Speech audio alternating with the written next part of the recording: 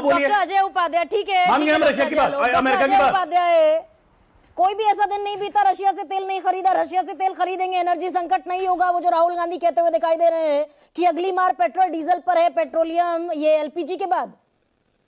तो ये भारत सरकार का जो ऑफिशियल स्टैंड है, why you are not believing in it भाई?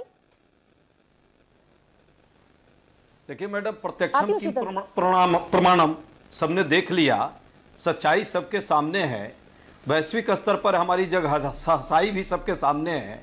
फिर भी यदि कोई थेथराई यहां करने में जुटा हुआ तो उसका तो कोई इलाज नहीं है।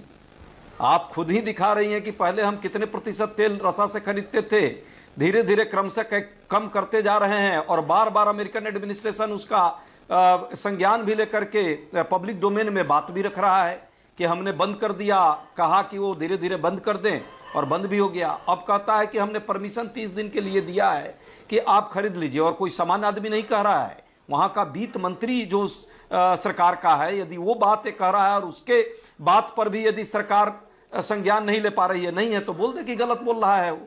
अमेरिका का राष्ट्रपति अभी तक जितना बोला है वो सब गलत बोला है। अमेरिका से जो ट्रेड डील हुआ है वो भी नहीं हुआ है, सिग्नेचर तो हुआ नहीं है, तो मना कर देना चाहिए। फिर ये इस तरह की चुप्पी क्यों है देश के वित्त मंत्री की, प्रधानमंत्री की? दरअसल हम ज्यादा है तौबा मचा रहे हैं। दूसरी बात रसा से भाई, एक साल पहले जब दाम बढ़े थे तो 803 से 853 रुपए हुआ था घरेलू सिलेंडर, अब 853 रुपए से बढ़कर हो गया है 915 रुपए मेरे ख्याल से, if I am not wrong. तो हम भी दरअसल ज्यादा है तौबा मचा रहे हैं। याद कीजिए गरिमा जी, याद कीजिए जब विश्व में आर्थिक संकट था 2008 में, उस समय इस देश में पेट्रोल और डीजल कितने में मिल रहा था, हम उस पर टैक्स कितना ले रहे थे? अंतर्राष्ट्रीय स्तर पर 112 लगभग डॉलर प्रति बैरल हो गया था, तब की ये हालत थी। वर्तमान सरकार कह रही है कि हमने कम कर दिया, रसा से तेल सस्ता लिया, अंतर्राष्ट्रीय मार्केट में भी 80-85 मैक्सिमम गया था, अब जाके 52 आज है 90 से 91 डॉलर प्रति बैरल।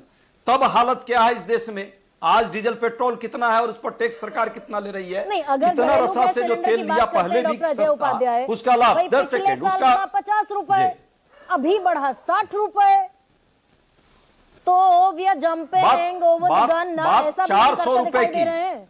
जब पेट्रोल और नहीं, जब पेट्रोल और डीजल या एलपीजी 400 रुपए में एलपीजी मिलता था सिलेंडर, तब तो इनके पेट में दर्द होता था।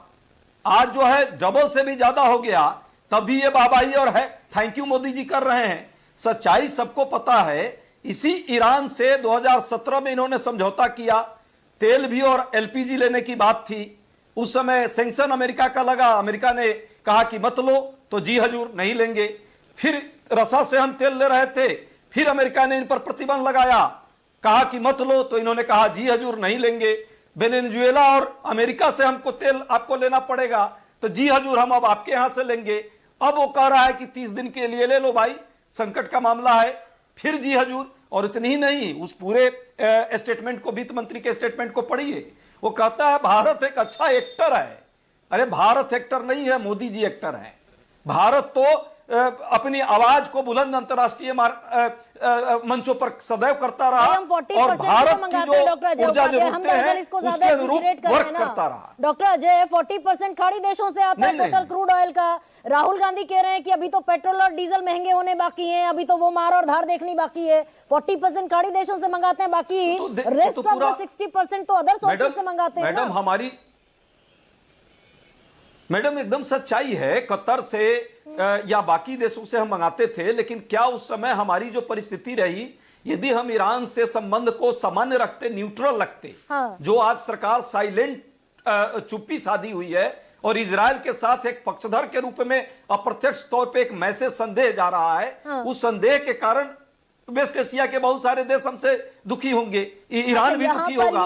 फिर क्यों हमारे आर्थिक जरूरतों पर, ऊर्जा जरूरतों पर ध्यान देगा? फैक्टर बनता हुआ दिखाई दे रहा है कि भाई हम ईरान के खुलकर खिलाफ खड़े हो गए तो स्ट्रेट ऑफ हॉर्मुज से जो आता है वो सीधे सीधे हमको इंपैक्ट करता है, हम बिल्कुल वल्नरेबल साइड पर जाकर खड़े हो गए। शीतल सिंह, एक सेकंड डॉक्टर अजय उपाध्याय।